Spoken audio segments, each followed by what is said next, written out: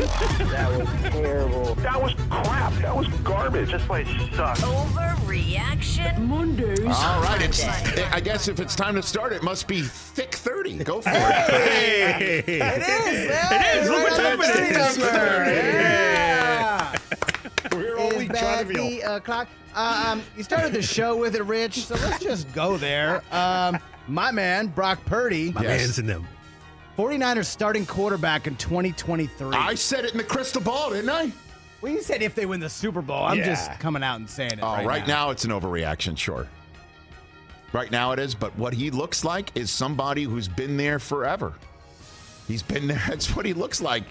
I mean, somebody who's getting first-team reps for one whole week for the first time, period, for him. I mean, do you think he got first-team reps at all during training camp? No, absolutely not. I mean, not all week. But Fred Warner, pointed out that he was very played good point. against the number one defense every week on scout team. So that helped.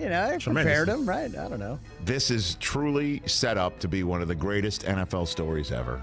It is. The first Mr. Irrelevant to ever start a game. I don't look, and I love the Mr. Irrelevant group and people. I've known them for a very long time. It was born by out of the mind of a fellow named Paul Salata, who played in the NFL and wanted to honor the last pick in the draft with the term Mr. Irrelevant and give them a parade and a banquet, something called the Lozman Trophy, because it's the opposite of the Heisman Trophy. But Brock Purdy might just mothball the whole concept. Like, calling this guy a Mr. Irrelevant he's the most relevant version of it ever. He's the only quarterback to beat Tom Brady in his first career start, but to call him next year's starter already is an overreaction right now. All right, fine. What do you got? Based on last night's game, and I kind of hinted at this last week, but the Dolphins are going to miss the playoffs. That's an overreaction, too. Take a look at the AFC standings right now. You would have to have them win only one more time or essentially lose out. And you said last week that the Dolphins are going to only win one of their last 5 games. I just find that hard to believe. I think they're way too damn talented. They clearly can't be in a 2-team race for one last spot. They can't be having all the chairs removed with one last spot and have them dance around that chair with the Chargers now. And if they do lose to the Jets, they would get swept in the season series by the Jets. That would be a problem for them. And those are the teams that are right below them in the playoff standings, and they've already beaten the Patriots back in week 1, so that's a good thing for them. I mean, they got a game up on everyone else for the second to last spot right now. They would have to fall off a cliff and have the Chargers and the Jets and the Patriots all be in there in a big mosh pit for 2 spots. I just don't feel it right now. I see the Dolphins making it. I'd say it's an overreaction to say they're absolutely not making it right now. Let's say the Chargers are in, and it's between Miami, the Jets, Pats, and Jaguars. Who do you have the most confidence in? Well, obviously, I mean, the team with the best defense out of all of them is the Jets. That's true. If Quinnen Williams doesn't hobble off in the middle of the wintry mix of a game that they need him in desperately to sweep somebody. Him and Mike White day-to-day right now. What else, Chris? With injuries. All right, we kind of like this team. They're super fun. We love Man Campbell. The Lions are going to make the playoffs. It's still too, like, if they had won Thanksgiving, their only loss in the last, 5? That was huge. They had the Bills right where they want them. Yeah, but they're 6-7. The Seahawks are kind of a sinking ship. And how much confidence do you really have in the Giants and Commanders? Well, the Giants and the Commanders play each other on Sunday night, and I would say that, someone's going to lose that game, but they've already tied. What if they tied again? Then they would have 2 ties. How's that?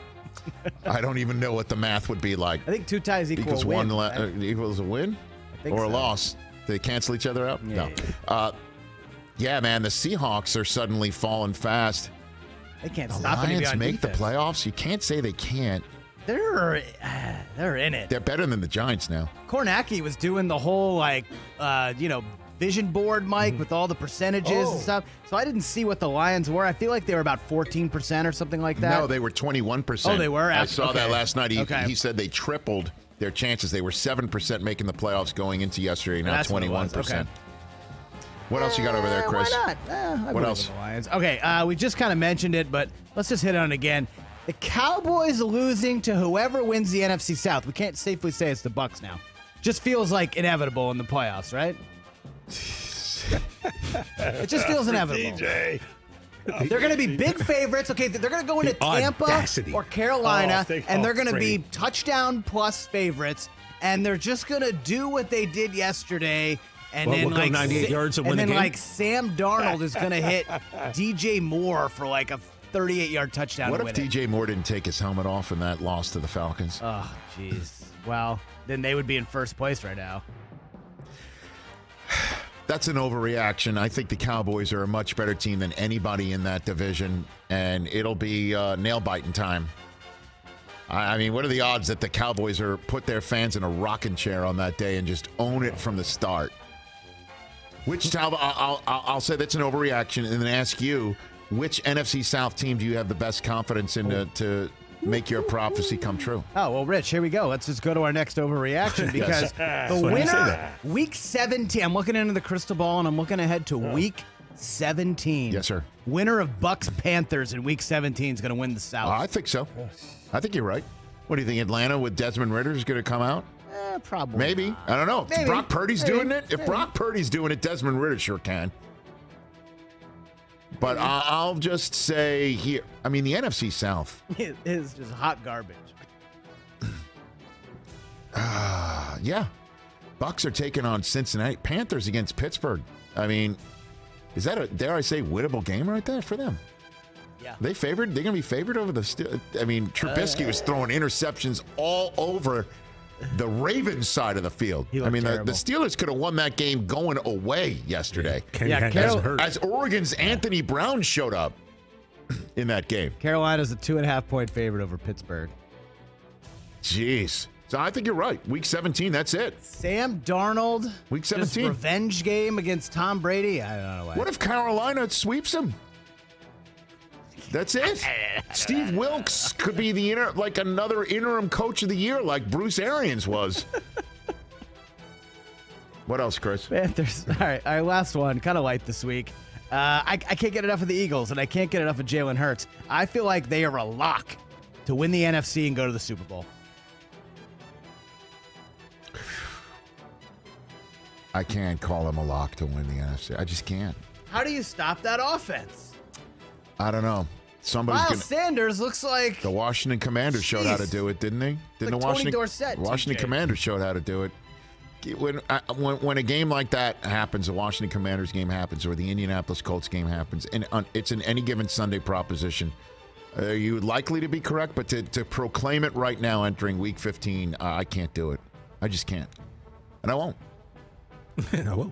I won't. You never know. His team catches any sort of fire. And I can't sit here and say it. I mean, the Philadelphia Eagles are dominant. They look dominant. They could beat you with 400 yards passing, beat you with 400 yards rushing, and their quarterback could be the one who provides both. Right. You know what I mean? Yeah. So I can't sit here and say anything other than they are the favorite in the NFC, if not the entire NFL. We can have an argument about that. Their next game, Philadelphia, how about this, at Chicago? I mean, they come off a bye, the Bears, and shock them. Would that shock you if Justin Fields plays one of the games of his life? Yes, it would absolutely Come shock on, man. Me. Come on. What do you mean, come on, man? You say it's Eagles not... Eagles are averaging almost 45 points a game the last 3 weeks. I get it.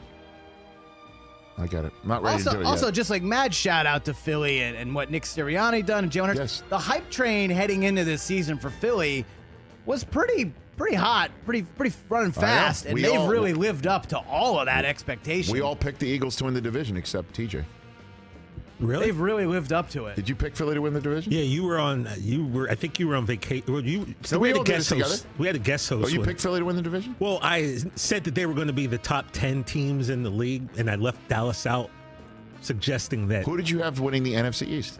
Philly. Okay, very good. So then we all picked it right. They're awesome. That's Overreaction Monday, everybody. Well done, sir. Thank you. Catch the Rich Eisen Show every single day on the Roku channel, 12 to 3 Eastern, for free.